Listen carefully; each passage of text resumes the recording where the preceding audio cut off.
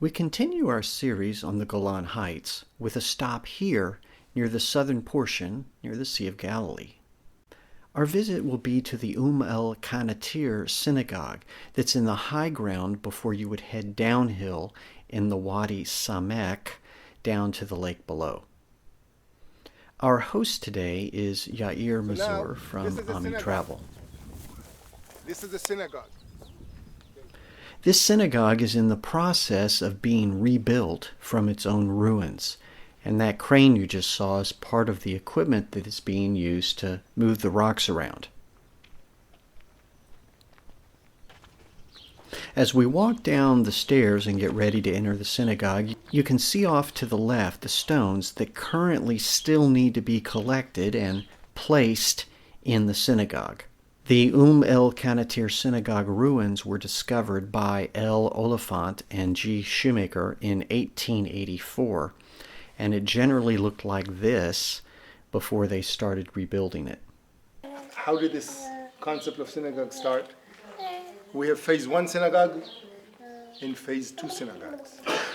The word synagogue means in Greek to convene. To convene. Synagogue, synagoga, convene, period. Knesset, it's a Greek, synagoga. In Hebrew, Knesset to convene. But function 1, what was function 1? And when did function 1 end? When did function 1 or function 2 begin? What's a demarcation? The demarcation is the destruction of the temple, 9/11. Okay. What was function 1 in? Yeah, I say 9/11 symbolically. It's Tisha B'Av because we used this term yesterday. Tisha B'Av is symbolically 9/11. Tisha B'Av, right? It correlates to 9/11. So phase 1 synagogues were used for what purpose? What did Jesus do in Nazareth or in Capernaum? He taught. Yes. He read. Yes. Once the temple was destroyed, now the sacrifices are no longer happening because the temple is destroyed, right? Mm-hmm. So now phase 2 synagogue started once the temple was destroyed to substitute the temple that no longer exists. In other words, the prayers substitute sacrificial. Prayer, so this is phase 2 synagogue. There's only 7 type phase 1. Magdala, has anyone been to Magdala? I think we went together. Yeah. Is a recently discovered phase 1. Well, let's take a brief pause and go over and look at the Migdal synagogue. You can see it is not very big, and it's all facing internal. People would sit around and assemble together. Very different inside architecture and furnishings. Phase 1, teaching and reading, like Jesus sat and taught in Nazareth and so on. He taught in the synagogue. Remember in Mark and John, okay. So phase 2 synagogue, we find them a lot in the Galilee. Why in the Galilee? What happened once the temple was destroyed in Jerusalem? The temple was a centralistic institution, right? For political, religious, and economical purposes, right? It was up there in Jerusalem. 100,000 to 1 million. We have different chronicles mentioning Jews going there on the 3 main Jewish festivities. You know them, Passover, Pentecost. I don't have to tell you that, right? It was centralistic. No authority wanted competition, right? So politically, economically, and let's say religiously, it was there in Jerusalem. It was a center. For better and for worse, it was a center. Once the temple was destroyed, synagogues were established, like we said, and the focal point of synagogues, phase 2, following the destruction, was towards Jerusalem. You go to your favorite synagogue. You go to your favorite synagogue worldwide. It always faces Jerusalem. Phase 1 synagogue, teaching and praying, the focal point was internal. You faced each other. Here you face Jerusalem. So you can see here behind me the bima. So we'll talk about the bima in a minute, but just keep in mind that on the Golan Heights,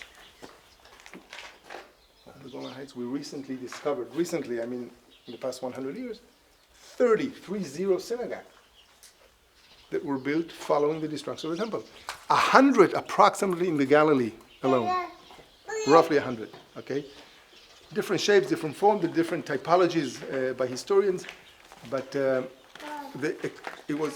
focal point was external to Jerusalem, and it's more elaborate. In Hebrew, one of the words for synagogue is small temple. It's a miniature temple. It's to substitute, and you know that. I'm probably preaching to the crowd here, right? To the choir, as you say. Now, you know there's no Jewish architecture. There is no Jewish architecture. Jews always assimilated. Roman, nave, aisles, pagodas in the Far East, and so on. Now, this synagogue was discovered 100 years ago by Sir Lawrence Oliphant, a British. And only in the past maybe 10, 15 years, it's been reconstructed with a new technology by an archaeologist who names himself Yeshu. Restoration Ancient Technology, Yeshua.com. So he uses modern technology, different devices, and so on.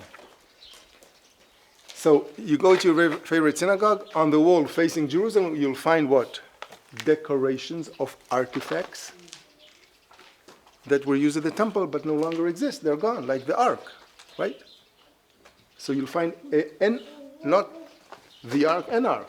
Where is the ark? We don't know. There's one person who knows. His name is Steven Spielberg. Maybe. So we can have a look here.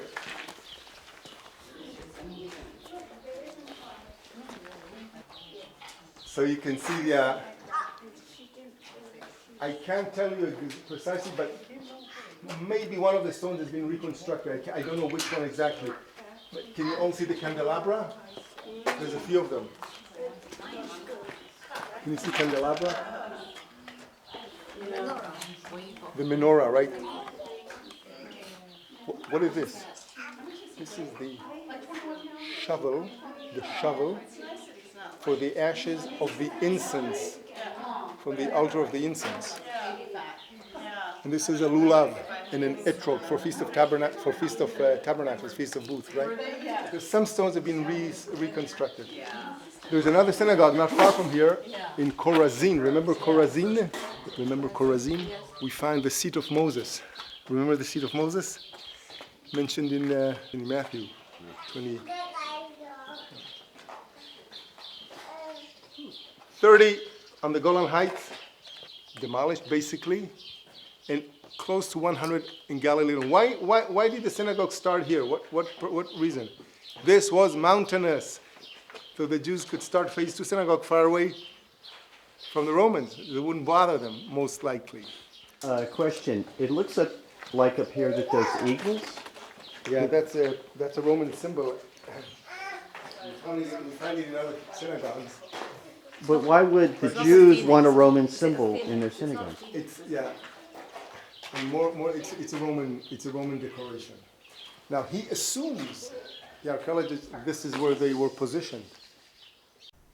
One of the things that Yair also said about this particular exploration is that they are using X-rays to look down into the stone and try to see what's there without having to take things apart. The process of excavating this particular synagogue has been going on for 15 years now. Now in our next segment, we're going to go up onto the plains and talk about some of the amazing things that happened in 67. Then we're going to move on to the heights that will overlook Syria. And as you see in the distance there's a white-capped mountain. We're also going to get much closer to Mount Hermon before our series is done. So I hope you've enjoyed this excursion to the el-Kanatir synagogue. And until next time, Shalom.